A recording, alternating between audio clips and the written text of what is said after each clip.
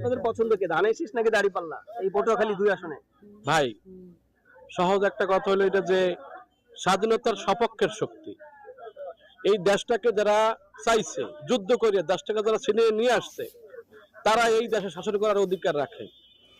জামাত দেশটাই চাইলো না, শাসন করার অধিকারও রাখে না। আমার জন্ম থেকেই আমরা দেখছি স্বাধীনতা অধিকার এটা হলো যে বিএনপি আওয়ামী লীগ তার ভুলের কারণে অত্যাচারের কারণে বিতাড়িত। এখন দল বিএনপি, সে বিএনপি কে পছন্দ করি না, বিএনপির অধিকার।